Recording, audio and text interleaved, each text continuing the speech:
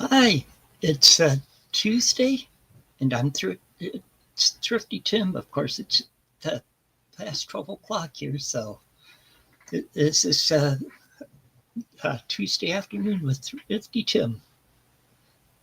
Yeah, and I know Sir James won't be able to make it today. He was busy doing some other stuff, so hopefully, hopefully Jorgen will come up a little later and. Uh, Otherwise, this will be a short live stream.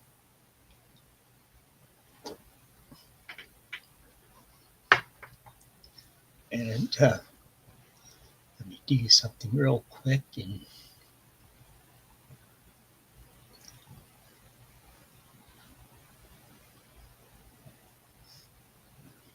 I'm still working on something.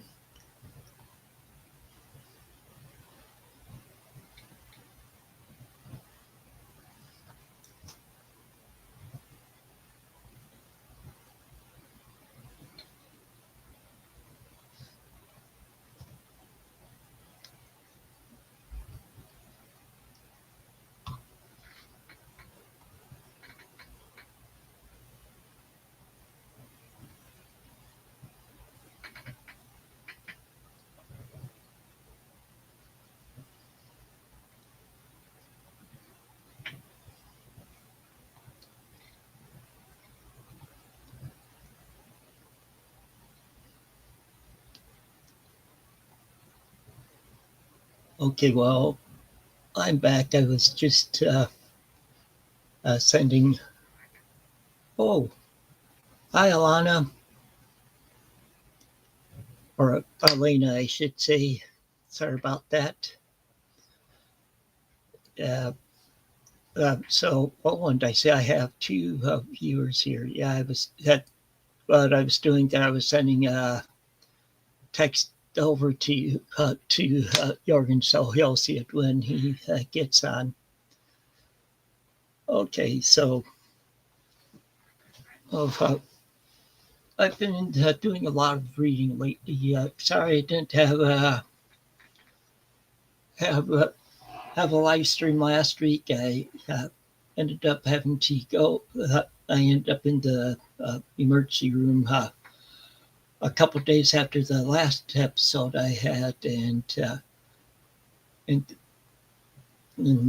I had a follow up appointment with my doctor back last Tuesday afternoon. So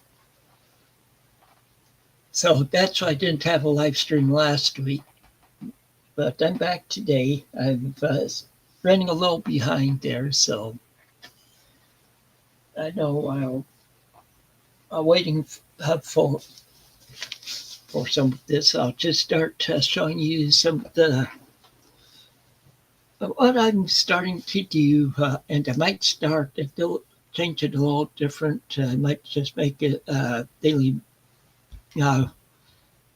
video of the records I spin each day, and it's only on the days that I do spin. I'm not spinning every day, but don't spin every day because of other stuff that goes on.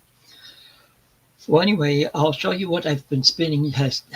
I started this past Saturday with these, so there aren't too many here right now.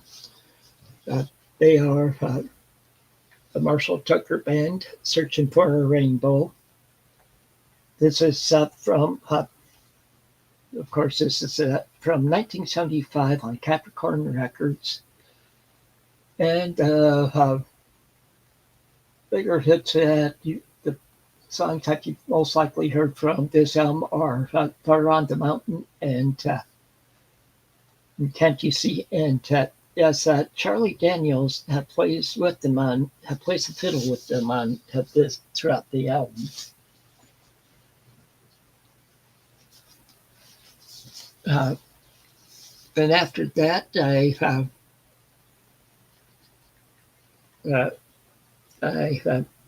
spun Luna, or Firefall Lunacy. This is album with Just Remember I Love You on it.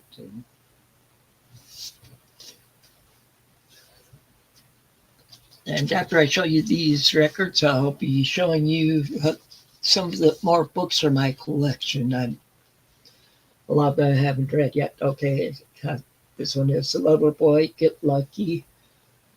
This is album with Working for the Weekend on it, and When It's Over is pretty good on here also. I should show you the back also. I didn't think of that with those other two, but yeah, this is a Canadian band, the Canadian band Loverboy. It's on Capitol Records from 1981. Next one is Santana Abraxas. It's a gatefold. And the backside, and it's on Columbia Records from, I'm not seeing a year on here now. Okay, well, it's one of his earlier ones, but this is album with Black Magic Woman, Gypsy Queen on it, and Oya Como La is on here.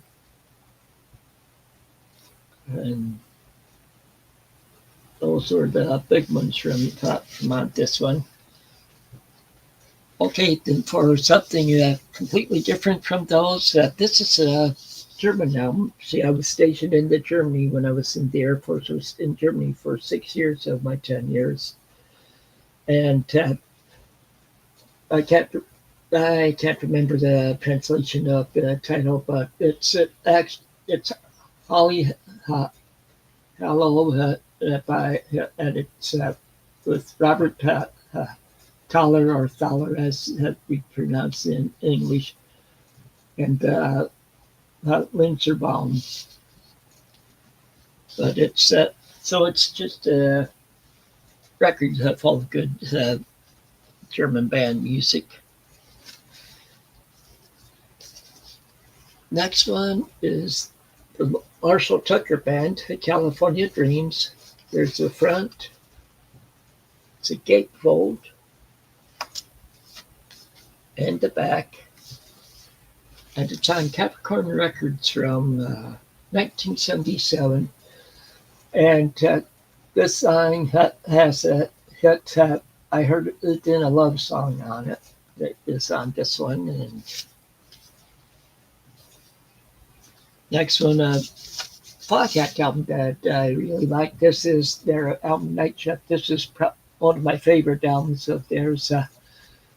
And because my favorite song on this one is I'll Be Standing By, that, which is on here. Then like Driving Wheels good, and like Night Shift's good. Well, around all the songs are good on here, but it's on I think it's Bearsville Records from what year? Yeah, Bearsville from 1976. It looks like 76 or 78. Here's the backside with showing the band. Okay, next, Loverboy. Another Loverboy album. This is trying to remember. Oh, Keep It Up is the title of this album, and this one is one that has Hot Girls in Love on it, and it's on Columbia from 1983. So you see the back, front, and the back. Okay, the next one is Nazareth Playing the Game, and it's okay. I'm not really sure which ones had much airplay off this one. This one's on A&M Records from 1976, but this is the front and the back. And next is this is probably my favorite Nazareth album here. This is Rampant. This is on A&M Records from 1974. And on here, some of the songs that I really like on here is Shanghai in Shanghai. And but Shapes of Things and Shapes of Things Space Safari. And just with the way they do that, Shapes of Things in Space Safari, both those songs I mentioned are both rock on here. And just before coming on, I had just finished spinning side one of this album. This is 10 Years After Space and Time. So here's the front and the back. And this one has the song I'd Love to Change the World on it. And so that's all I've been spinning since last that I kept track of since the last video. Now I'll show you some books I've pulled out of a bin here.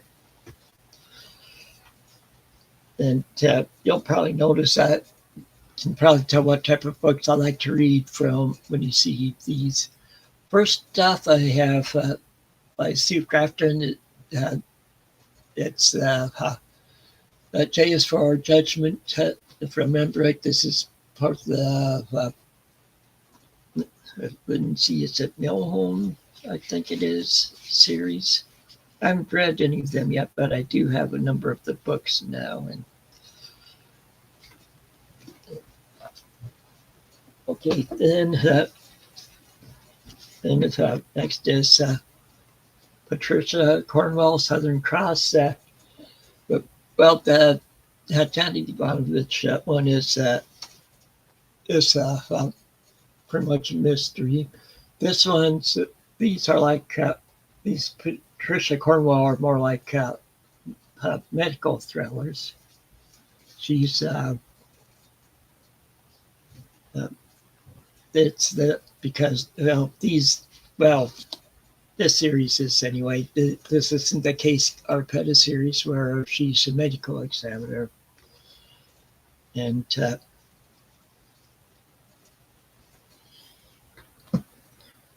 now next one is Jack Higgins, Pay the Devil.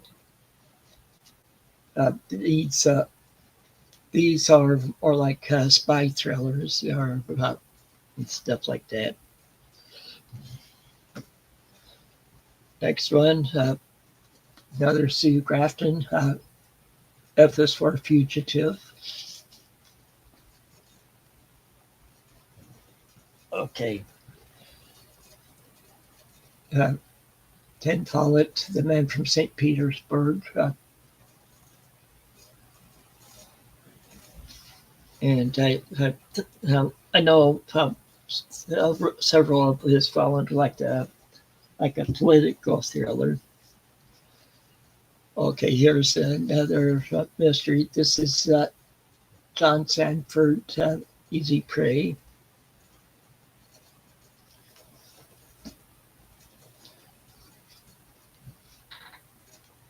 Okay, and here's J.D. Robb, Portrait in Death, which is a thriller. Yeah, and see, you notice on the book, see Nora Roberts. It's actually Nora Roberts that wrote it, but she writes it as J.D. Robb, so pretty much a pen name.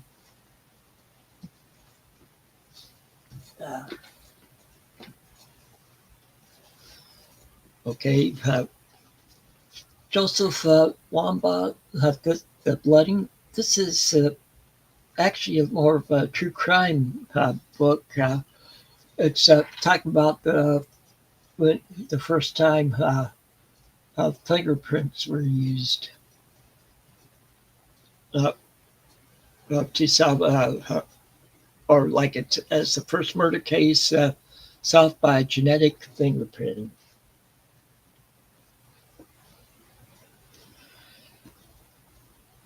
Okay, Elmore Leonard, Out of Sight.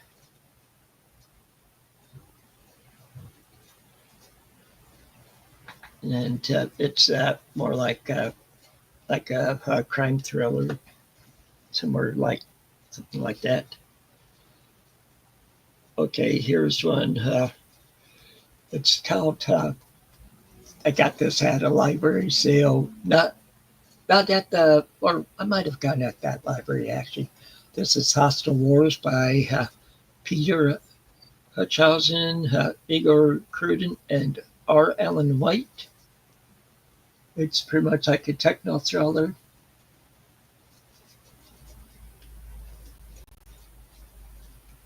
Okay.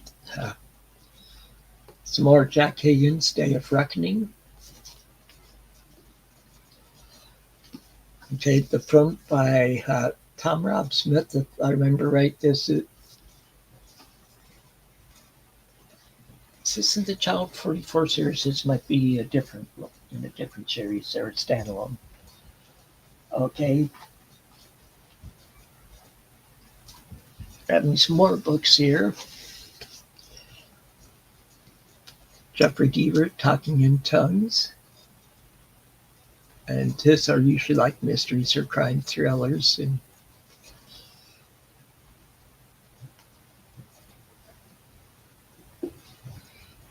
next one is Tess Gerritsen, The Surgeon. This she's the author that writes the Brazilian Dials book series, and also there is a television series based on these books. And I'm just checking it. Yep, this is Brazilian Dials mystery. Okay, some science fiction. Okay, Arthur C. Clarke, 3001, The Final Odyssey. This is the last book in the Space Odyssey series. John Grisham, Playing for Pizza. I'm not sure. He's known for his legal thrillers, but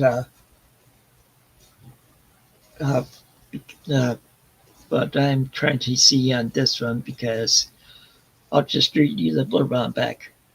Rick Dockery was the third string quarterback for the Cleveland Browns in the AFC Championship game, to the surprise and dismay of virtually everyone. Rick actually got into the game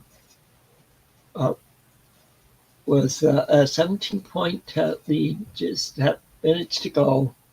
Rick provided what was ardently the worst single performance in the history of the NFL. Overnight, he became a national laughingstock and was immediately cut by the Browns and shunned out by all other teams. But all Rick knows is football, and he insists that his agent find a team that needs him. Against the enormous odds, Rick finally gets a job as the starting quarterback for the mighty Panthers of Parma, Italy. The Parma Panthers desperately want any former NFL player at their helm. And now they've got Rick, who knows nothing about Parma, not even where it is, and doesn't speak a word of Italian. To say that Italy, the land of fine wines, extremely small cars, and football Americano, holds a few surprises for Rick Dockery, would be something of an understatement.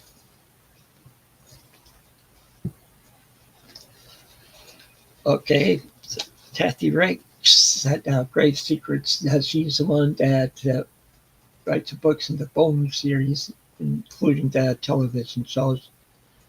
And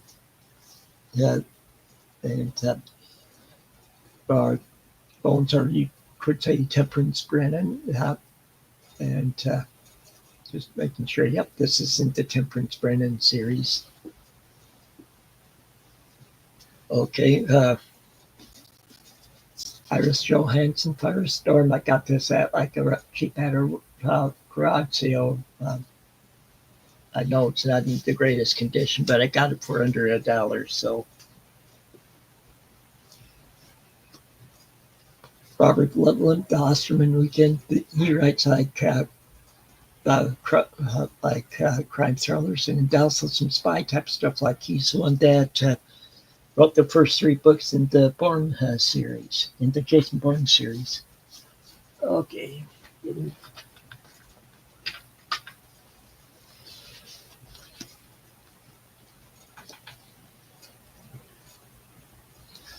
Okay. That's okay. This is the Lieutenants. It's the first book in the Brotherhood of War series by W.B. Griffin. This is pretty much you could say military fiction or military thriller, and could say and a historic fiction one, because this follows this series follows I can't remember how many different guys it follows and their families from the end of World War II on up through Vietnam and beyond.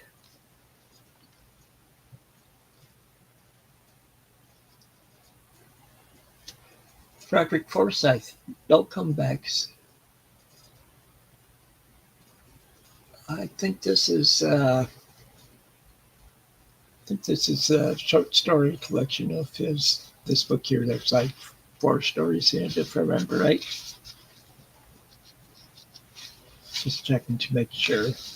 Oh, there's more than 4.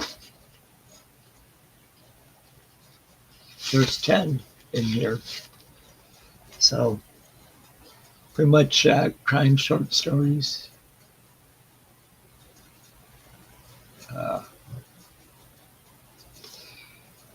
Okay. And here, you've heard of this author. Of course, it's a pen name.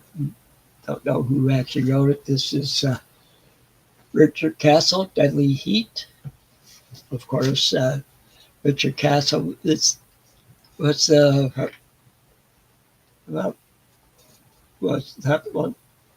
of the main people in the TV show Castle that was on ABC, and this is okay. Which one is it? This is this is part of the Nikki Heat series. Next one, another really beat up one, but this is a techno thriller by David Tagberg, Desert Fire. And okay, J.A. Jantz, Dismissed with Prejudice. This is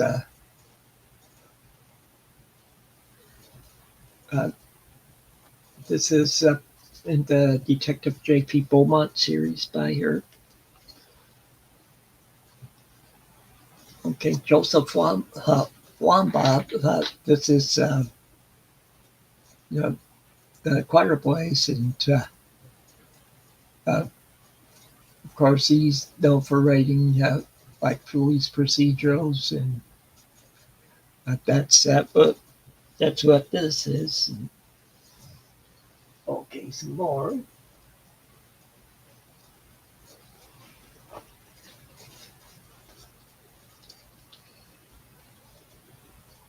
And now some more Robert Loveland, The Matlock Paper, and this is pretty much like you could say somewhat like a political thriller or something like that. It's hard to explain that story, but it's pretty good. Okay, and here's Jack Higgins. This is takes place like during World War II. It's fiction. It's The Eagle Has Landed, and there's a movie based on this book with the same title. Okay, this is this guy is a a private detective. This is part of the Elvis Cole and Joe Pike's series, where they're private detectives, and like this would be a good book to read if for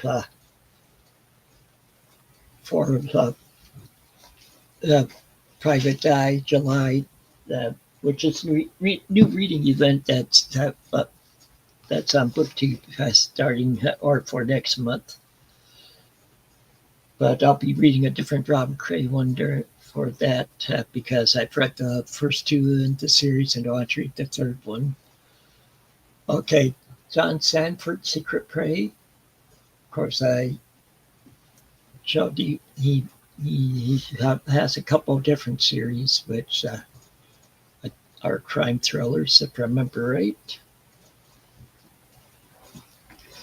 Okay, this is Tom Clancy's Op Center. This is the first one in this series. It was started by him. It's different than the Jack Ryan one, so this is Jack Ryan ones have more popularity than these two. He only wrote like 2 or 3 in the series and then had other authors direct the rest of them. Some more Jack Kagan's Year of the Tiger. And yeah, it looks like it's could be a spy thriller. Yeah, it's a spy thriller looking at it. Okay, so more of Tess Gerritsen, The Sinner. So another Rosalia Dials novel. And,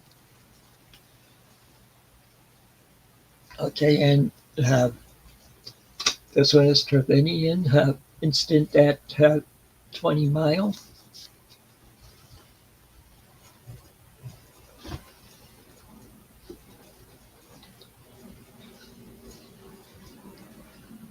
Okay, Explorer Suit Grafton B is for Burglar. This is and Kinsey Nelholm is the series name. This is the second book in this series. And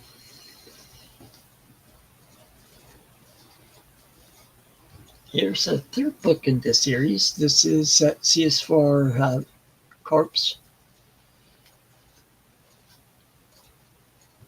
Here's a fifth one in the series, which is E is for Evidence. Okay, here's Michael Connelly, Lost Light. I need to see which series this is in. Okay, this is in the Harry Bosch series. I've read the first 2 or 3 in the series. Here's one I haven't read anything from, but I got it real cheap at Half Price Books. I got it for, I think it shows 50 cents. This is Point Blank. It's in her FBI series. Okay, just a second. I'm going off to the side just to pull some more books out.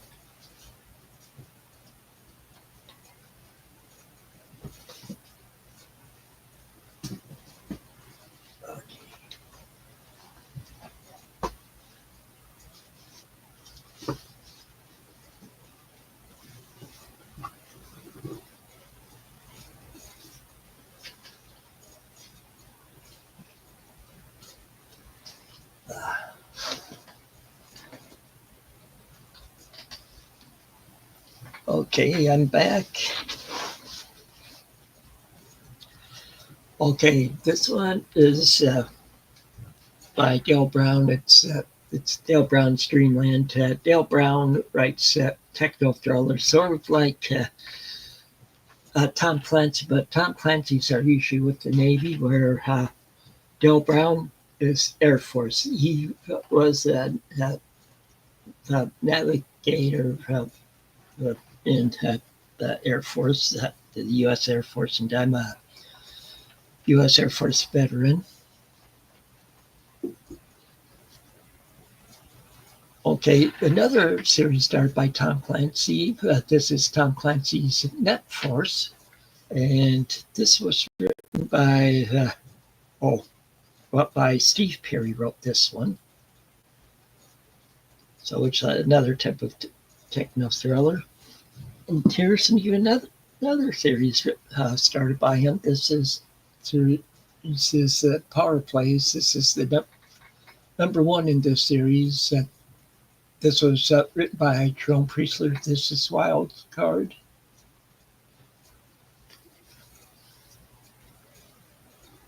And another Netflix novel. This is Hidden Agendas. And it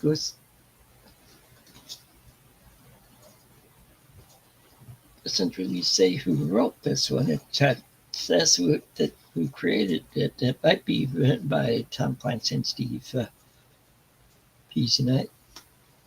Okay.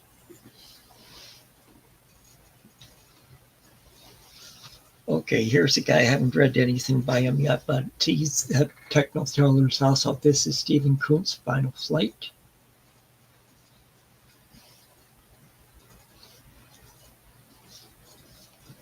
Iris Johansson, Final Target. Okay, I'll read that blurb on the bag.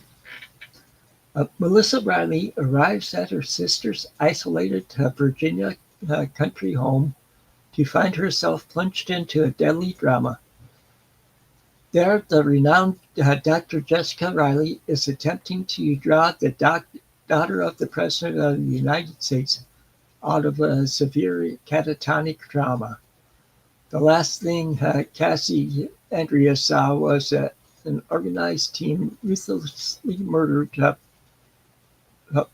the last thing Cassie Andreas saw was an organized team ruthlessly murder her nanny and Secret Service agents, sworn to protect her, but to free Cassie, Melissa, and Jessica must trust a mysterious, charismatic man. Michael Travis made his fortune in the international underworld. He risked everything to save Cassie during that terrible night of bloodshed, and he has entered into a secret bargain with the president. But is this show of concern all a treacherous charade? Melissa and Jessica have no choice but to accept Travis as their ally, to follow a dangerous plan that will lead them into the world of a killer who will destroy anyone standing between him and the final target. Okay, here's Rick Mofina, the Burning Edge, and I've read other books by him that I really liked, pretty much crime thrillers.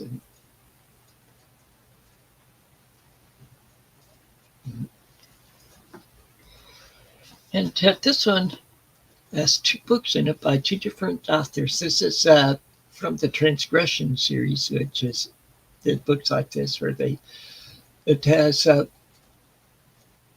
book by this one has a book the book Forever by Jeffrey Deaver, and Keller's Adjustment by Lawrence Block are contained in this book here. Okay, W.E.B. Griffin book from a different series than the Brotherhood of War. This is from the Honor-Bound series. It looks like this might take place at the end of World War II. And this is Victory and Honor. I'm not sure which number it is in the series. Okay, it's Dick Francis, line finish. Dick Francis writes mysteries, and they usually take place like that at a racetrack. somewhere in the world because he does them for at different places. Oh, here's some more books I have. Okay, another Patricia Cornwell, The Body Farm. So that's pretty much a medical thriller. Okay, John D. McDonald, Barrier Island. This is one that he wrote that is not a Travis McGee uh, uh, book, but I'll read the blurb on the back here. This is there are two kinds of men in Mississippi. They make natural enemies, and sometimes, but only if the balance between strength and weakness tips too far, unnatural allies. Tucker Loomis is a hard and dangerous man with the ruthless all West Bay fears and respect, and an improbable amount of money. Yeah. Red Raleigh is a common man who aspires to honor but gets caught up in the work of a skilled swindler. In a pitiless game with a few harsh rules and just one way of keeping score, the wrong man will die, and another will get away with more than murder. Okay, and here's a book by Robert B. Parker. He wrote various series, like he wrote this Spencer for Hire series, or Spencer, that was made into a TV show. He also wrote the Jesse, trying to remember the last name now. Tom Selleck plays, and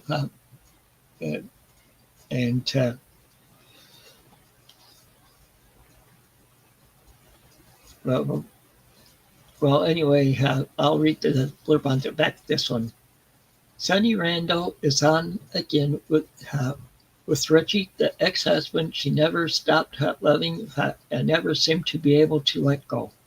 Despite her discomfort with his Lafayette connections, when Richie is shot and nearly killed, and his mysterious assailant references the sins of Richie's father, Desmond Burke, Sonny is dragged into the thick of his family's business as she searches for answers and tries to stave off the mob war. Okay, here's Michael Connelly book that I've read, and it's pretty good. It's about them finding women's bodies buried underneath cement and stuff. Okay. Another Patricia Cornwell, Point of Origin. There's no blurb on the back of it, so.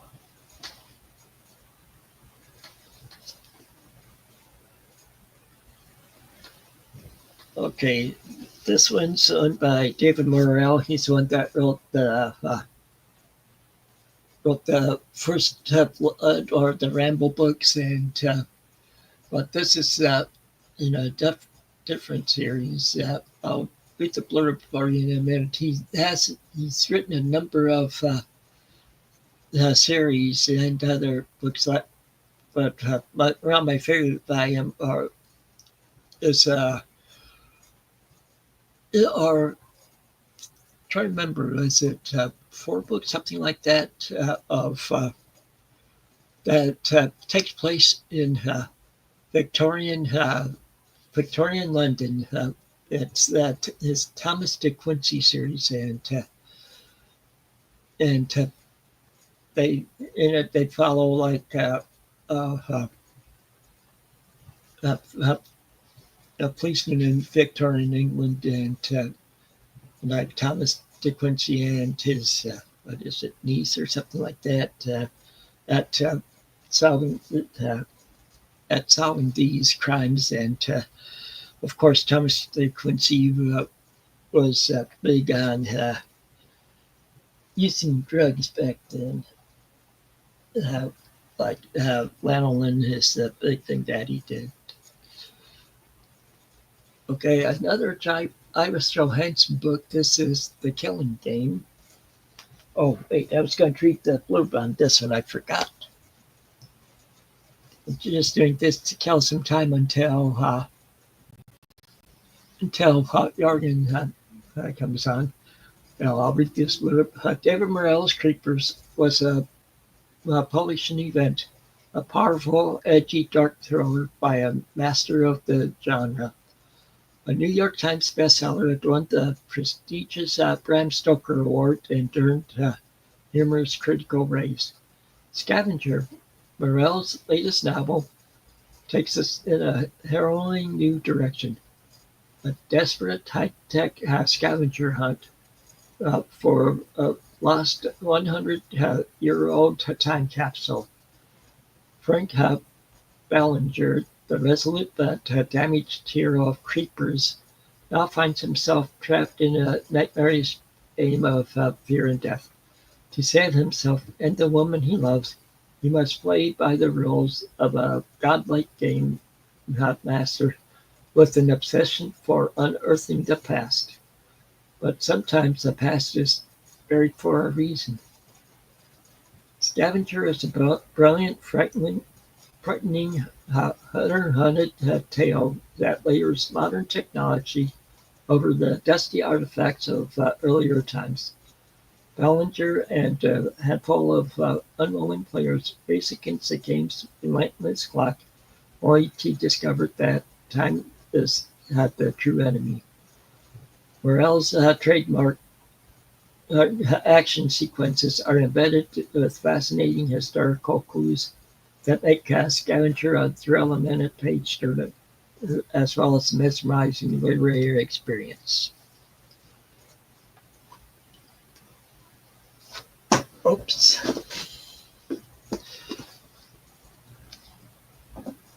And this,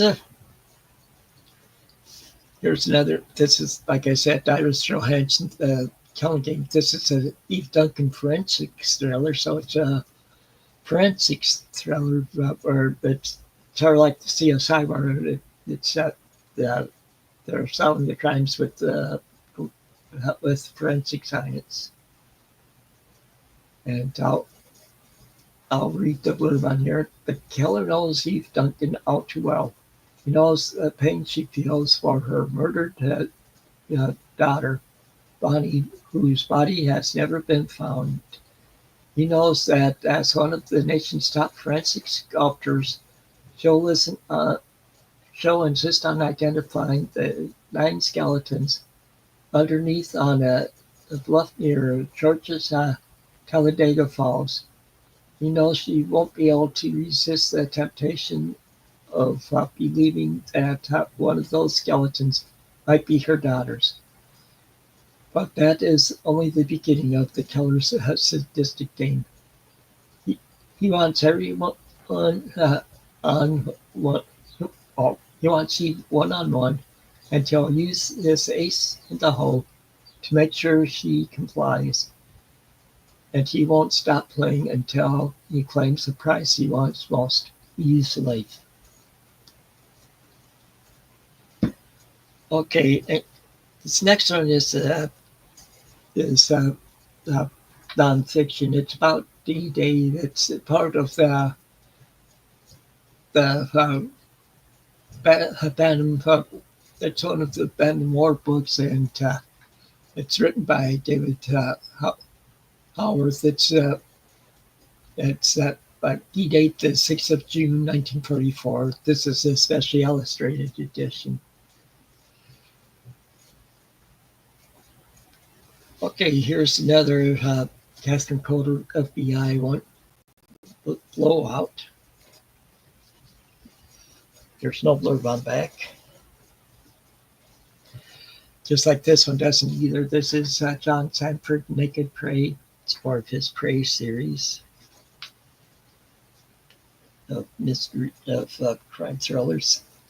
Okay, some more Patricia Cornwell, Body of Evidence. This is I think this is another one of The Case Scarpetta series looks like it. There's not really anything on the back telling what the book's about. Well, just a minute. I'll go pull out some more books.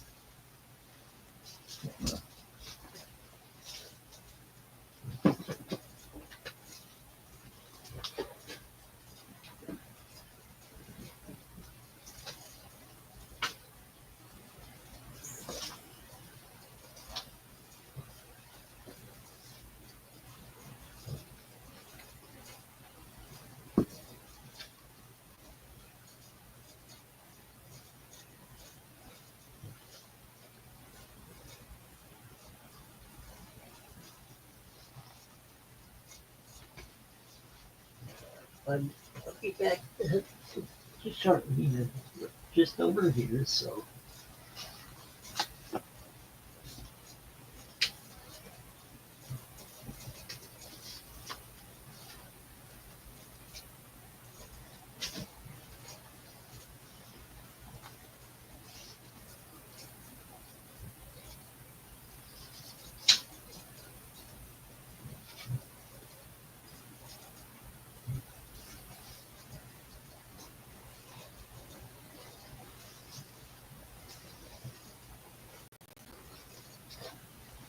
Okay, I'm just about done here.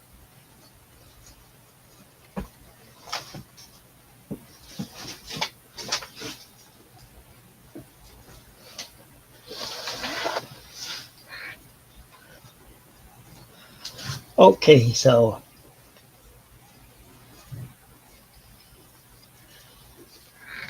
now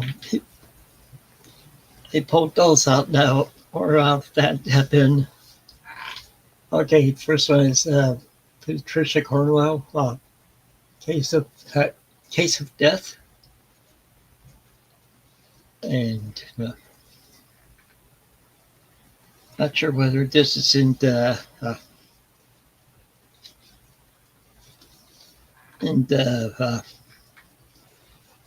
Case Scarpetta series or if it's a different series. I know she has written like a couple series.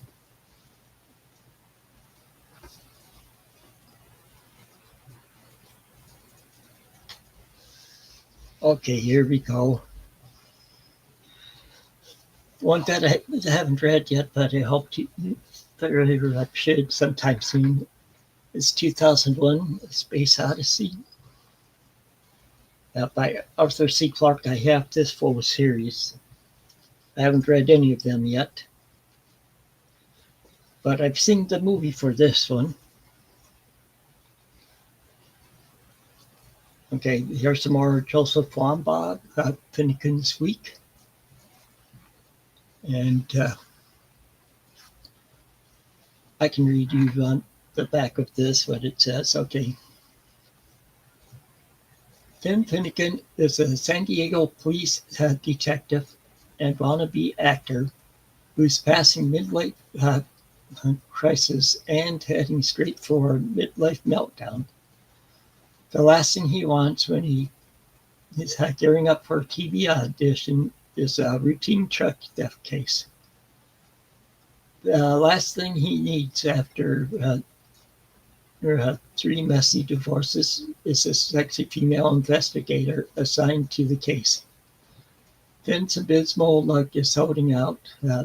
He's got not only the theft investigation, but an uneasy alliance with 2 strong-willed women, each working a separate angle of his once simple case. Tough, sexy environmental cop Nell Salter is looking into a chemical spill that set off a chain reaction of death in the barrios of Tijuana and across the border. She's also looking for a relationship that doesn't turn toxic. Young, fresh-faced Navy detective Bobby and Doggett is investigating the theft of 2,000 pairs of Navy flight deck shoes and swinging over the the Olivier of San Diego PD. In an unpredictable speed freak trucker and his sociopath boss. And the result is a toxic cocktail of drugs, corruption, sex, and murder. So that sounds like a good book. Oh, hi, Jorgen. I had sent you the link if you checked in your Facebook Messenger.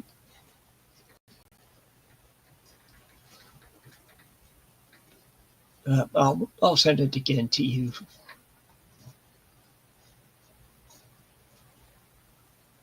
Okay, there it is. So you're coming up. He's coming up. I'll show a couple more books. Okay. The next one is by Piers Anthony. This is part of a fantasy series. This is the book one of Incarnations of Mortality. This is On a Pale Horse. And I'll read the blurb on here. Shooting death was a mistake, as Zane soon discovered. For a man who killed the incarnation of death, who was immediately forced to assume the vacant position. Thereafter, he must speed over the world, riding his pale horse and ending the lives of others. Zane was forced to accept his unwelcome task despite the rules that seemed woefully unfair. But then he found himself being drawn into an evil plot of Satan. Already the Prince of Evil was forging a trap in which Zane must act to destroy Luna, the woman he loved. He could see only one possible way to defeat the father of lies. It was unthinkable, but he had no other solution.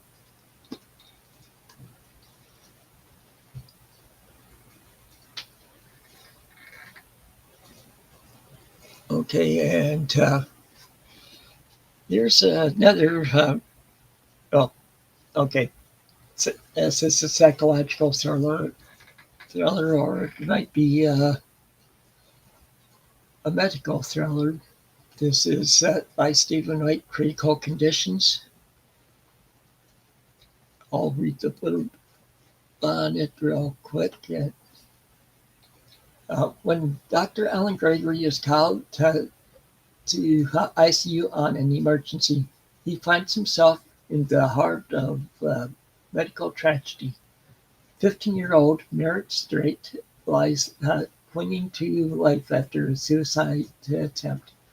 She is a stepsister of Janie Strait, a little girl with a fatal heart condition, who's making headlines because her managed care provider has turned down the experimental treatment that could save her life. The case takes a deadly turn as a wealthy executive of the family's HMO is found dead. And Alan discovers that shocking evidence linking Merritt to his death. But while Alan searches for answers, Merritt refuses to speak. Time is running out for head chaining. With searching authenticity and plot right out of today's headlines, Critical Conditions is a stunning portrait of how for people will go in the name of love. It is Stephen Wright at his mesmerizing best. Okay.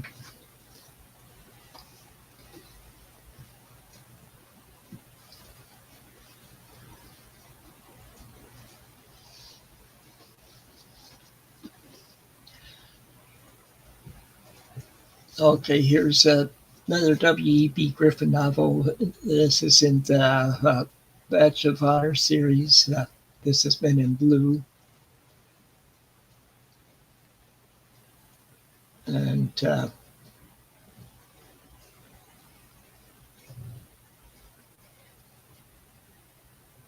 okay, I'll read this on the back here. I'm just seeing if you're going to be up. I'll be coming up soon. Okay, here's I'll read this real quick. W.B. Griffin's best-selling series Accord and her Brotherhood of War have captured the pride and glory of the military community. Now he reveals a city police force with the same unique blend of realism, drama, and action.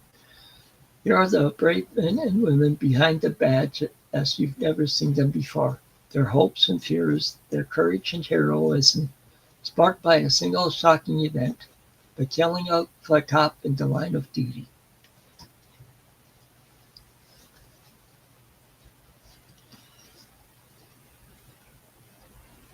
And okay, here's this one is Len Dayton.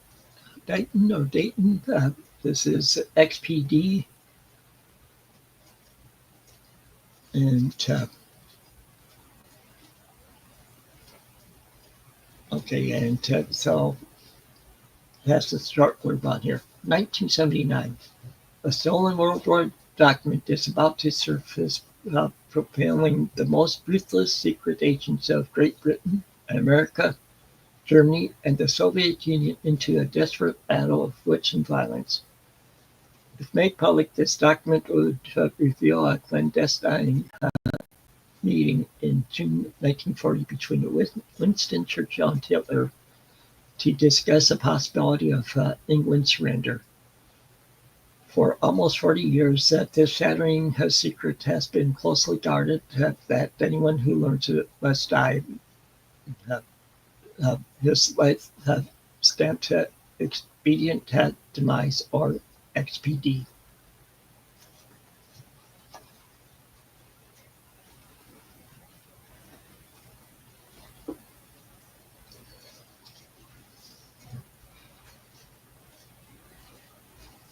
Okay.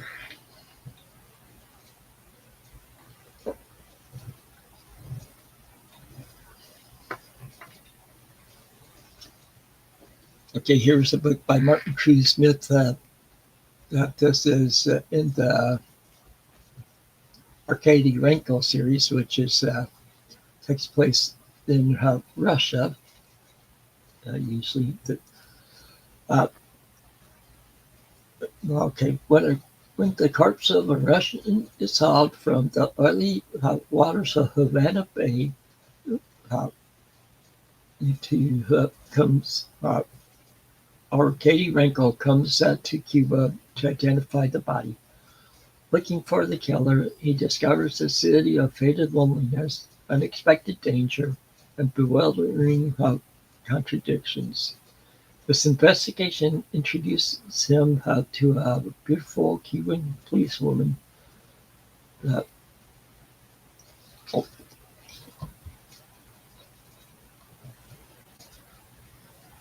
Hi, Jorgen, are you there?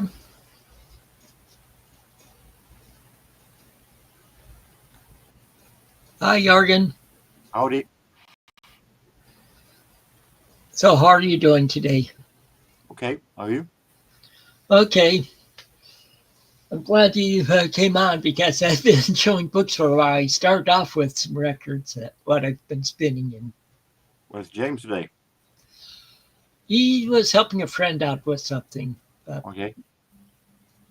Because last time he I know that he was hoping to get in time, but he didn't. He was in the car. Yeah, and last week I didn't have it because I had a couple days after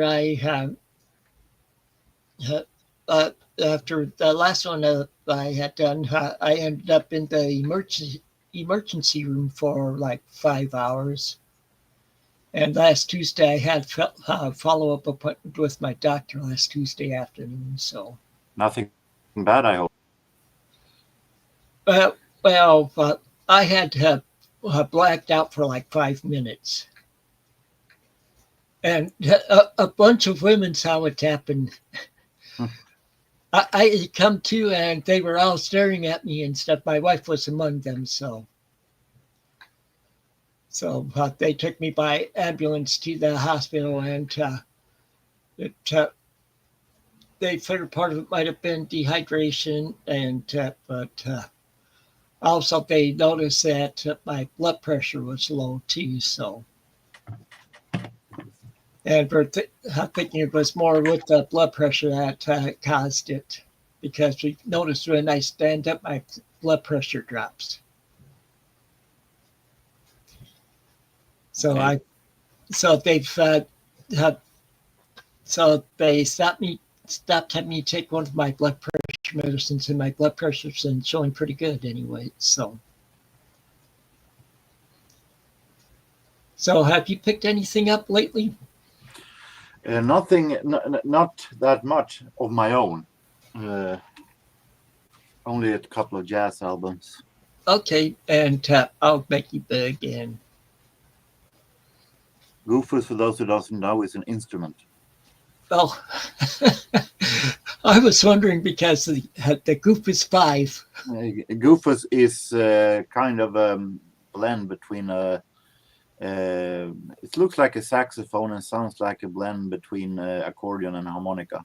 Okay, because that seems about like a name that Doc would use. This is Al Kuhn and his orchestra. This is a really great jazz album. Okay. But I have managed to find I said before that I'm helping my father to clean up his record collection. Yeah, I remember you showed several a couple of weeks I ago. haven't sold anything. I've thrown it away, those who are too bad condition. But Yeah. I managed now to get a whole load of CDs. I'm not going to keep that much of them, but this time they are in such okay conditions. I might at least give them to a thrift store this time. Okay. So I can show a whole load of those who you know might know. Frank Sinatra. Oh yeah. Low budget. I have one of his albums from the 60s. Let's just say that I have a box set that is far more better than this. Yeah. Okay. Rolling Nelson, of course. I have several of his albums. Not my style. But Calvin likes him too. Yeah. Oh, that would probably be good. It would have been if it hadn't been conducted by Daniel Kane, so it's not original. Oh, okay.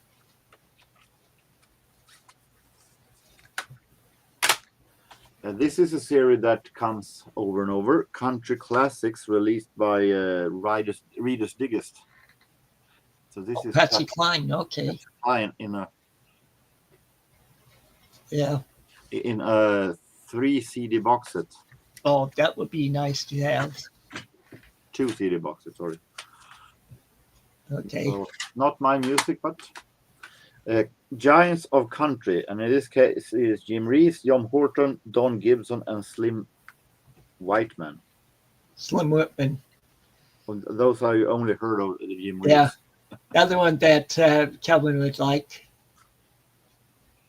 Yeah, I know that he was when I showed one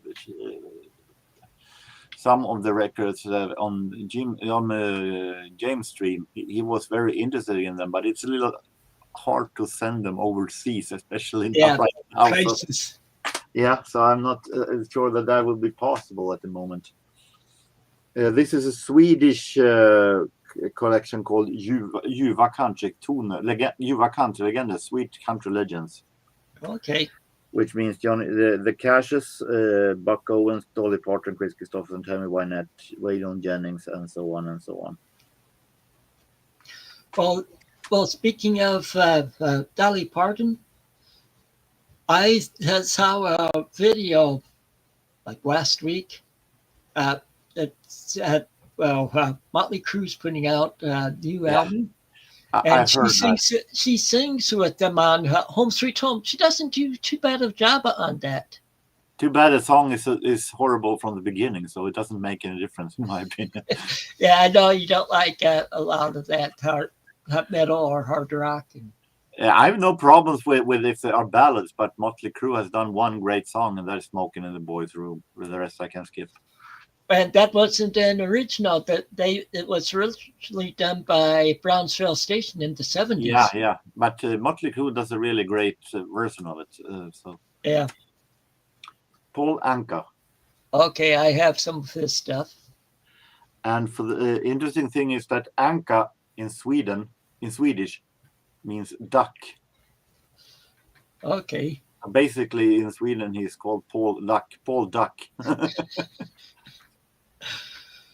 And well, also he's done some albums where he does some like building on or going into Polish and stuff. And I think the best album by Paul Anka was the stuff that he did. I think it was 20 years ago when he did big band version of heavy metal songs. oh, okay, that would be an interesting one. So he has done by far the best version of "Smells Like Teen Spirit" I ever heard in big band version. That's a lot how much I hate the original. Well, I never cared for Nirvana, so No. This is a compilation called "Girls, Girls, Girls," and it's a lot of names I never heard of. Betty Everett, the Cookies, okay. the Angels, the Chiffons, Dixie Cups. A lot of them are from the 60s. All of these are from the 60s. There is actually a song by Carole King from 1962. Yeah, she was writing songs long before she started recording her own. Yeah, this is it might as well be Rain Until September. I heard this one though in Swedish. Okay. But I didn't know she made songs already back then. Yeah, she wrote. Her and Jerry Goffin wrote a bunch of hits for people before she started recording. I think it was James Taylor that got her to start recording. Yeah. In the 70s. She was still partnering with that Goffin guy. Yeah, Jerry Goffin. Shangri-La is also here. Name I know. Shangri-La, the yeah. band that I don't think they ever done a happy song. All the songs sounds like I'm already half dead. I broke my heart. Like Leader in the Pack and. Yeah, here it is. Remember Walking in the Sand, and I think the title spells that it's not a happy song this time either. Classic guitar. John Williams plays. Okay. Suites John Williams playing the guitar. Yeah. Suites by Bach. Okay. Might be interesting, actually. Yeah, stuff by Bach. Yeah, it would be interesting. Yeah. We have here another country classics, 3 CD. This one is 3 CD box sets from Reader's Diggers with the Cashman. Okay, Johnny Cash. I like Johnny Cash. He's more my father's style than me. Yeah. But I have respect for the guy for what he has done with his life, turning from half criminal to what he became. So I have respect for the guy. But it's not my kind of music.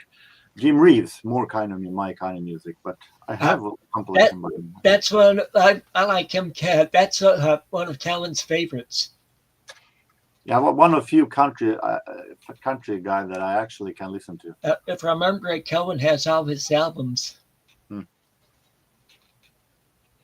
The problem is that this compilation is also an MCPS. And as I said before, this label has been, this sign has been a really mystery to me. Because it's on a lot of low budget labels. Yeah. And MCPS normally is the British Recording Artist Organization. but why they are putting their names on, but most likely, like I think it was Tim, it was on someone on Docs, Tim Allen, that said that it most likely is low budget labels that also low budget that it wants to make sure that we are doing the right thing. This is original recordings. We have the MCPS rights to do it. Yeah. The problem is that the releases are normally so low budget that I have had MCPS releases without any information of the songs, without any information of artists or jazz orchestras, without any information of musicians, horrible qualities. That where it's been a long medley without saying anywhere that it is a medley. Wrong information. So I normally, when it comes to these MCPS labeled CDs, I despise them with few exceptions. I have few that actually are okay, but most of them are. Sort of like I've come across some labels where I try to avoid if possible. James Last, Violins in Love. Some easy listening to, in its real name. You said it's violin? The title is Violins in Love. Okay. See, I played the violin for a few years when I was a boy. I sucked at it. I played piano for a few years when I was a boy, and I sucked at it. So I played around with piano. See, my sister, she stayed in the orchestra. She started at the same time as me. She's a couple years younger than me, but she went all the way through high school, and she was in the front row of the first violin section in her orchestra. And she plays the piano. See, I got to where her piano instructor pretty much wanted her to go professional. I tried to play piano because my best friend plays piano, and I wanted to be like him. The problem is that I learned the scales. Then after that, I thought I was ready. So I picked up a notebook with a piano sonata by Franz Schubert. It was a little bit tougher. I gave up. Well, one song I taught myself to play on the piano. It's an easy one to do. You'll probably remember the song. I'd like to teach a road to sing. You know, it used to be in Coke commercials and stuff in the 70s. And I can play "Oh When the Saints Go Marching In," and that's pretty much it. Okay. We have a compilation called "Long Tall Sally." I like that song, so.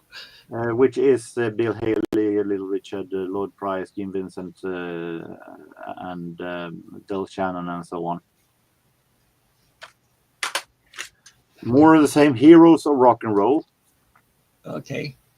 Bill Haley, Elvis Presley, Wanda Jackson. Pretty much 50s and 60s artists again, yeah.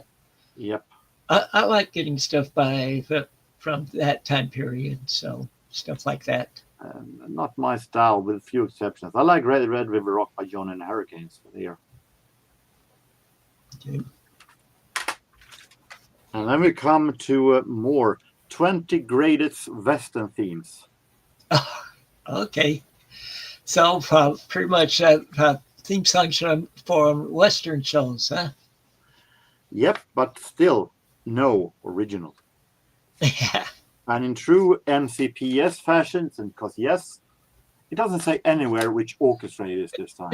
Yeah, there's some that they'll make up a name just for the orchestra for just that one CD or album. But if this is original themes, I will eat this CD. And the same goes with this one. We have 18 wonderful themes, the themes album. And we have Chariots of Fire, Hill Street Blues. Not to be confused with this, because this is the original. Right. My post ones are original. Good, Bad, and the Ugly, Jewel and the Crown, and all kind of stuff. And Chariots of Fire, not with Vangelis, but with Masterworks. Yeah, I have the Vangelis album with that, for that. Yeah, this is performed by Masterworks, whoever they are. We have Hill Street Blues performed by the Derek Hint Quartet. Probably just a studio band. No kidding. So I love TV themes, but hey, I want the original, or else Yeah. or it goes away pretty fast. We have Pan Pipe Spirits performed by Pan Pipers. Oh, okay. Guess what? MCPS. Well, it's for like people that like Celtic music. And with this label, cheddar, which normally is a cheese, it is definitely labeled with MCPS. So I guess they mean that this CD is a little bit cheesy. Another Swedish compilation, Let's Have Party, Ljuva Rock and Roll, Sweet Rock and Roll, Volume 2, 1955 to 63. Okay. Elvis Well, Presley, Bale Haley, Bobby Darin, Pats Domino, Neil Sedaka, etc. of course, I know there's one band that you like who does that. That does that like movie theme songs and stuff. You like Miko? Yeah, but Miko is different because Miko is a professional. He takes something old and do something new with it. He take a Star Wars theme, a Close Encounter theme, and put it in a disco land. He doesn't pretend to be that this is the original. Right. Well, sort of like I have an album that has one song on it that was a theme song from a movie. It's that album was by Diodato. Yeah.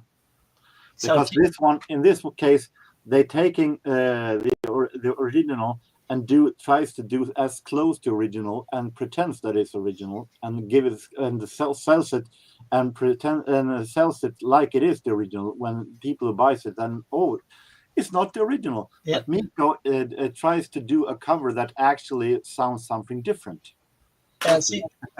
See that song that Diodato does is not the one from the movie soundtrack, but it's actually part of a symphony by Richard Strauss, but the song is used for the theme song for 2001: A Space Odyssey. We're talking about the Brazilian Diodato. Yeah. I only heard one song with him, and that's from 1985, Fire in the Sky. I haven't heard anything more by him. Well, this one, he does a pretty good job with it. So we have Andrews Sisters, the divas of the 20th century. Okay, my mom liked them.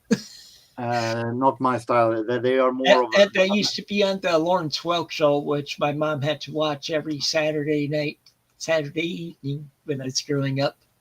They are more of a kind of Three Sisters American entertainment music than jazz.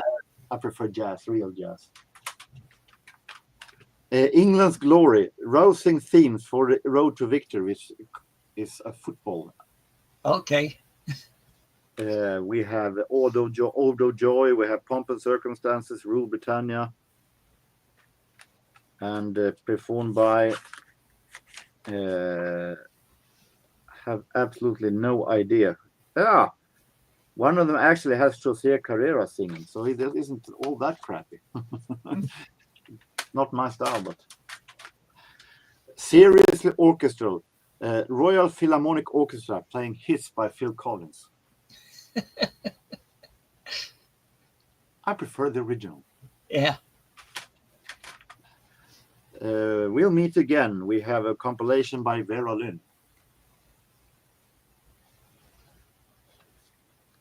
Name sounds sort of familiar, but also like Andrews Sisters, more of an American entertainment. Yeah, that's what I figured. Especially by the way she's dressed on the cover. Yeah. That's Amore. Great, 20 great love songs by Dean Martin. Yeah, I have like one album of his from the 60s. I can also say that we had a neighbor. Mom and dad had a neighbor downside hill that was a very close friend to the family, and he had a pretty good CD collection. He also did a lot of compilations, burned himself ripped from CDs and burned himself to make a CD compilations. And I assume that a lot of these are from his collection because he's no longer among us. He died Right. about 10 years ago. So I assume that a lot of these are from his collection. I don't think that my father has bought Violin or Dean Martin, to be honest. Here we have 38 great performances. Johnny Cash. Okay. Johnny's music is all good. And we have soundtrack of Grease. I have that. Is it anyone but me that doesn't have it? You going to keep it? No, for God's sake, no. There's only one song from this that is good, and that's Frankie Valli's title track. That is good. The rest, hell no. I even have a TLP set of just John Travolta.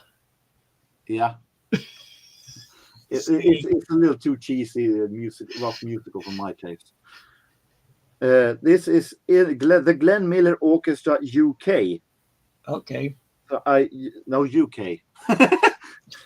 So I assume that this is a kind of like a tribute band.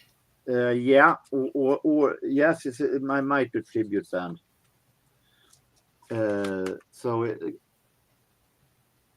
But as I'm so fed up with Glenn Miller from the beginning, that's one of the. If I'm going to have a Glenn Miller album, it's going to be live, and it's going to be from his Sustain the Wings sessions. Okay. The rest is because Danny sounded a little bit more jazz, but I'm in the mood. Chattanooga Choo Choo, Pennsylvania for me. Yeah. This is a Johnny Cash, Early and Rare, the Sun Studio demos. And this is still not opened. Ooh. That might be able to get some cash. Yeah, it is already cash. Johnny Cash. Well, I mean, you have extra cash for you. No, I don't think so. It is. I think, if I recall it right, I bought it for my father once upon a time, and I bought it low budget back then. It is released on Egg Raid. I have no idea what that is. So I don't think that this is that much rarity as a release. But we'll see. Kings of Country, featuring Waylon Jennings, Porter Wagner, Frankie Lane, Kenny Rogers, and Don Gibson. That's my type of music at times, because I like vintage country and of course classic hits. We have Johnny Cash, The Essential Collection. Oh, that would be a good one. And we have Jim Reeves, The Ultimate Legends. Okay. Interesting that they put so much effort in promoting this as Ultimate Legends, and then everyone can see that the Emperor is naked because it is only regular low budget. Yeah. And we have this week's normal little dose, I guess, of covers that we should wonder that you were somewhere else. We have this Swedish religious Åter till Bibeln, Return to Bible. This is Maranatha. It is kind of a free religious Christian artist. Okay. It's supposed to be a lot of people. It looks like some kind of a garden of vegetables. There are so many that sometimes too much can be quite enough. Yeah. This is a favorite of mine, a new favorite of mine. This is a Norwegian band called Four Jets.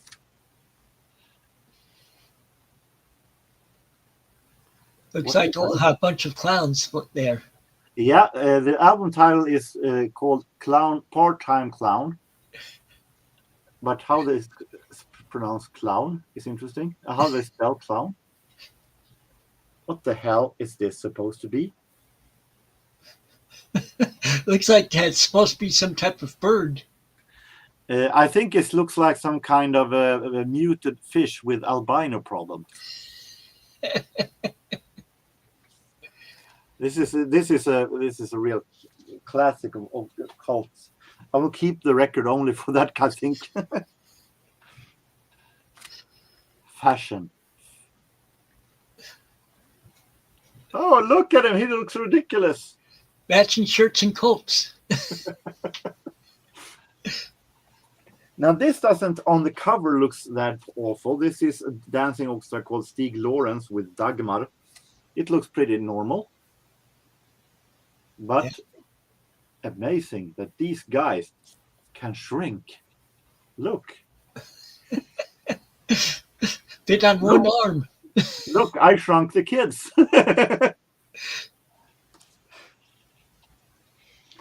You're having a Christian religious choir, and you're supposed to praise the God and do some real religious and praising the Lord. Then why do you have such a totally uninspiring and dark cover?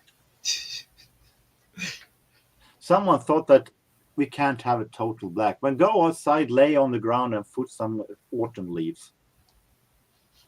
Oh, now it's really more fun cover.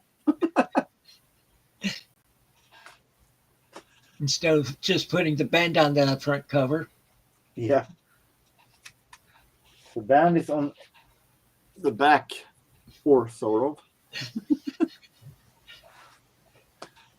of. They had one job, and that's look into the camera, not look everywhere else.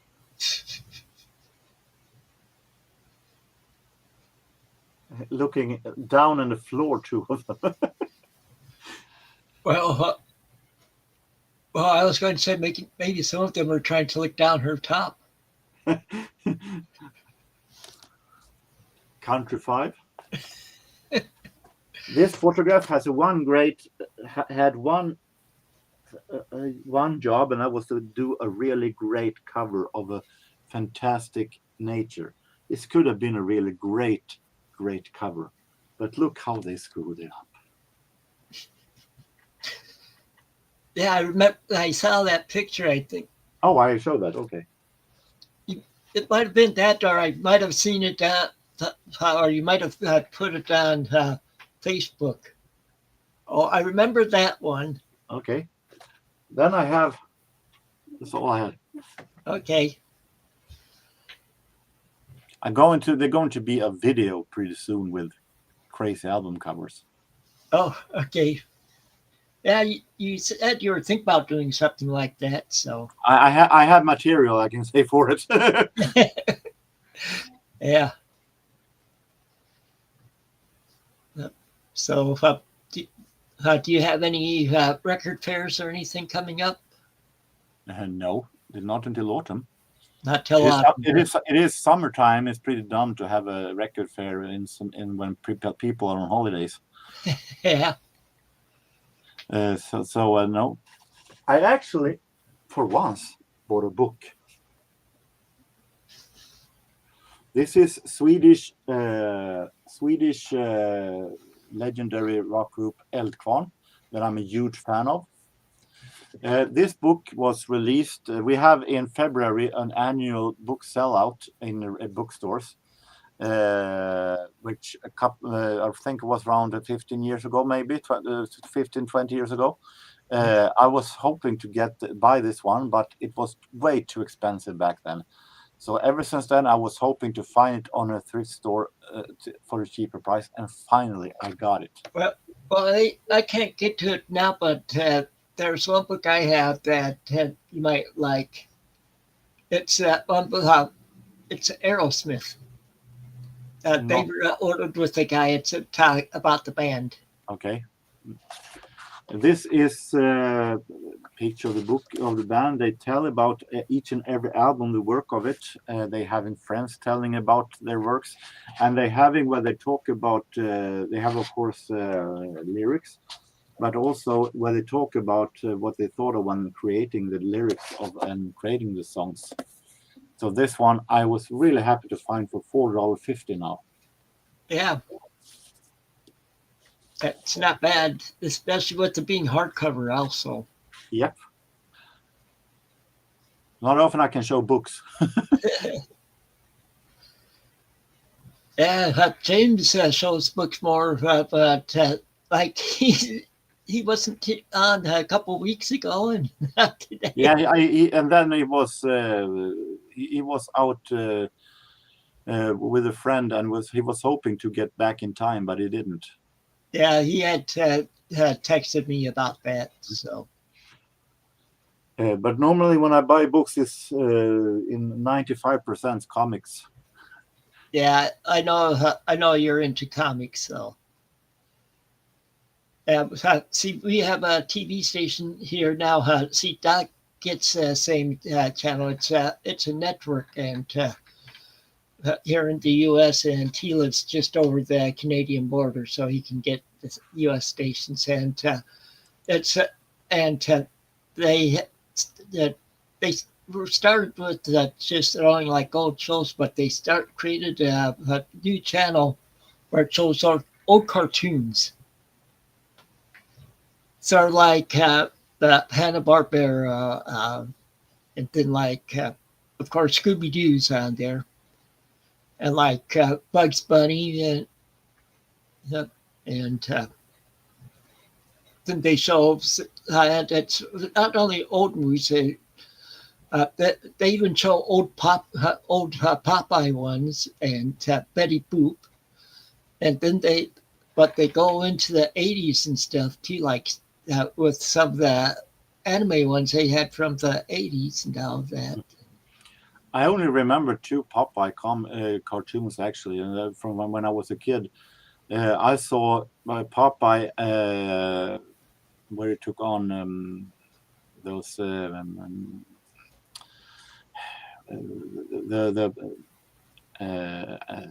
Pluto? no, yeah, Pluto, but he was in character of the one with the 140,000 thieves. Okay. That old tale, 40 thieves. Oh yeah, Alibaba. And Alibaba. And I remember that cartoon. It was longer than normal Popeye cartoons, and it was that is by far the best. And I also, it was on that VHS tape. It was when he was Aladdin and took on a kind of a sorcerer, and that I remember. Those are the two Aladdin. Those are the two Popeye cartoons I remember by far the best. The rest I don't remember. Well, see, when I was a boy, this was back in the mid to late 60s, there was on a local TV station, they had a show for kids that always had to be home in front of our TVs during this because they show cartoons for like a half hour to an hour.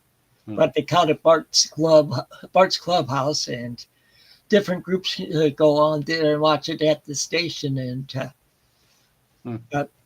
I was in like Cub Scouts at the time, and we went to watch them at the station. They showed us on their TV and stuff.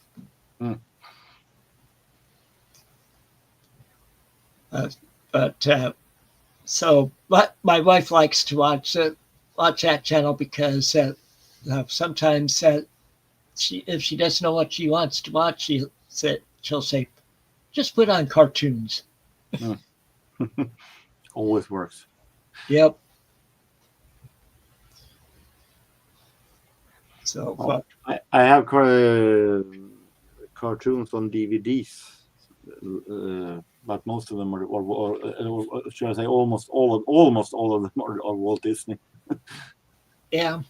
Uh, my daughter has a lot of Walt Disney. Of course, there's aren't as many animated she's does, but she does have some Disney movies and have DVD and Then I have those more like Marvel comics, cartoons and so on. But yeah. Sort of like the stuff you can get off of Hasbro's channel and stuff too. Those.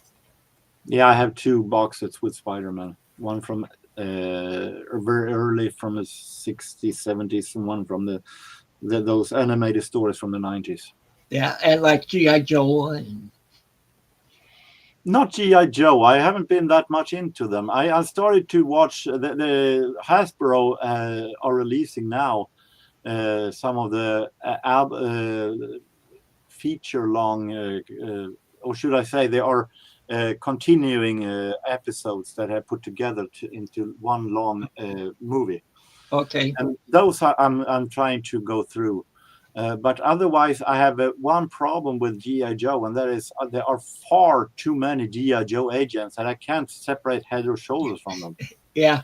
That's very interesting. You're supposed to be cheering for the good guys and booing for the bad guys, but I'm cheering for the bad guys because they have so different kind of styles that you recognize. You recognize the Cobra Commander. You recognize everybody else of that because it has so each and everyone has their style, but all of the GI Joes look the same pretty much. Or is it Teenage Mutant Ninja Turtles on Hasbro? Or I don't know. I only know GI Joe, and I know of Transformers. okay, yeah, Transformers on there. And I'm a huge Trans fan, so Yeah, at least from the early ones. yeah. My son likes like Transformers and stuff. He also likes to watch Speed Racer, which is one of the shows they show on that cartoon channel. Hasbro has been since I think it's soon almost a half a year, had 24 hours live broadcasting of season 3 of Transformers, going all round and round and Yeah, round. I need. Yeah, I need to go to their site. It's been a while since I've been on there, and Hasbro actually can surprise. They're not only promoting toys; they've actually also put out some almost every episode. They have released all episodes of Transformers on their channel. yeah. Well, that's pretty much how Transformers started out. G1 that is. Yeah, that's pretty much how a lot of these toys started out. They started them on with those cartoons, and Yeah, well, G.I. Joe had been out for a good while before they started doing the cartoons. So yeah, they were a cartoon and they were comics way before cartoons. They started that in the 80s. And what's interesting is that they are actually released by normally the same company, the same drawers, everything that made Transformers. well, you can even hear some of the music that are in the Transformers G1, the first 2 seasons of Transformers. Some of the music there, background music, you hear also in G.I. Joe. So it's very interesting. Plus, the one who plays Cobra Commander is the same who does Starscream in Transformers. okay. So a lot of similarities. Well, also because a lot of them, it's like that with a lot of them, like for Hasbro, because Hasbro has a copyright to it. Because Yeah, but I'm not sure it was Hasbro from the beginning because they are a Japanese studio makes them. If I'm not wrong, they're Japanese who have drawn it. But of course the toys are from Hasbro. yeah, and Hasbro had the copyright before they did the cartoons, like for GI Joe, and Yeah. so The only one in the Joe who actually stands out, and that is Sergeant Slaughter. That I find very interesting. Yeah. Because he pretty much plays his wrestling character in cartoon form. Does he dress like a wrestler instead of being in uniform? Everything.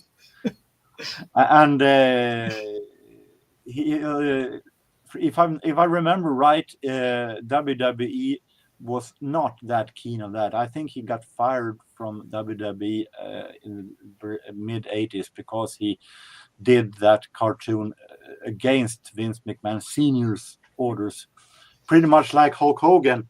He gave up his contract with WWE to make Rocky 3. Yeah. Of course, then he came back and became what he became, but they gave up the contract. And Sergeant Slaughter, the WWE was not that happy that they were going with G.I. Joe, because I think mostly because it was competition with WWE's own rock and wrestling cartoon. Okay. Yeah. So it's very fun to hear Sergeant Slaughter having the same voice, looking the same, coming in all of a sudden, wrestling character in that kind of show. Is very what they're thinking. Yeah, some of those you're wondering. You're scratching. I'm happy that it's there, because then at least you have one character that you remember. You're scratching your head saying, why is he in there? Yeah, precis. Exactly. Why is he there? But okay, I'm okay with it. At least I know I can name one character in it.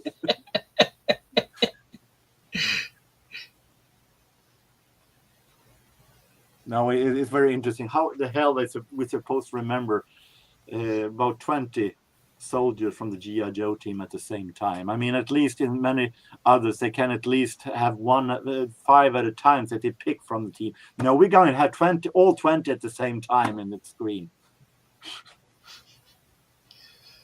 So, have you watched any movies lately? I don't know if it counts as a movie, but on YouTube had a web series of Transformers that have been was actually one of the few of the modern Transformers that was actually good. It was a web series with I think it's 10-15 minutes only, but they have managed to put it together in a movie, and that makes it a whole lot more interesting. And this is part 3 of that series called Power of the Primes. And I went through that actually just recently. It was actually really, really good when Megatron, for once, was leading a team of Autobots. Yeah, but see, last night I just decided to put on a movie off of a streaming channel, and I just looked at the movies on there, looked under action and adventure. Saw one that looked interesting and was pretty good. It was from 2023, and it's called Quest for Tom Sawyer's Treasure. Mm. And it's some kids and the mother of one of the kids and one of their teachers. Because she used to be an active explorer when she was a girl, and they come across something up in the chest in the attic, and something with a book, like with part of a map for Tom Sawyer's Treasure. If you've ever read the book Tom Sawyer by The Adventures of Tom Sawyer by Mark Twain. But they keep referring back to the book. Mm. It's a pretty good movie, and it's like a family movie, but it gets the kids interested in reading the book. It's a thick book, and it made me even decide that I'm going to be reading it sometime soon again. There were one scene in this Transformers movie that was extremely fun, and that was in the end Megatron has managed to take care of some of the bad guys, Decepticons, and he's still a Decepticon somewhere in his heart, but he is not that much Decepticon as the other Decepticon they were battling. And then we have Grimlock, the Dinobot, Autobot. That's a little bit not all in there. It's stupid. So he when they have he was been doubting Megatron's trust every time, and then all of a sudden when Megatron has defended the Autobots, he takes Megatron in the arms and says, "Me Grimlock, trust you. We think you're a really good guy." You can see the face of Megatron being, "Is this guy for real?" It was amazing, hilariously face from Megatron. I felt so awkward in that position. Yeah, but my wife and I like to just stream movies out on TV, and some of them we get laughs from, and other ones, because after that, then we started watching a movie from like 1995, I think it was. It's Cutthroat Island with Gina Davis in it. I've heard of her, but not the movie. It's a pirate movie. And so she was enjoying that too. Well, the problem is that me with movies, as I said before, I have a hard time finding time to watch these. I have so many shows and other stuff laying on my watch later on YouTube that I'm going to go through. So when I'm going to have the time to watch a movie, sometime I subscribe to some that put up old Swedish movies. Okay. And some of them are very interesting, so I watch them. But I don't have that much time to watch. I have so much other stuff to watch. I don't have time to find time to watch normal Hollywood movies. That is unfortunate. I have so much old shows that laying on I'm going to go through of some that are 90 or 2 hours and so on. There are music shows and so on. So I don't find the time. Yeah. And on the regular days, I work the day after, so I have to go to bed pretty early. So I'm not going to find the time and the streams here and there. And yeah. So, yeah, but my wife and I usually just do that like in the evenings at times where we just want to relax. So put something like that on, or we'll stream an old TV show or something like that. Yeah, I have a bunch of old TV shows also that I'm going through. That I've downloaded and put on USB and put in my television to watch. Yeah. So. Well, I think I'm going to be ending the show now. I know I've been going for an hour 48 minutes now. So yeah, I'm going to do some dinner. Yeah, that way you can go feed your stomach. It's probably starting to tell you, feed me, feed me. Exactly. So that's all we have for this time. Until next time, take it easy and keep on rocking and reading. Bye-bye. Now.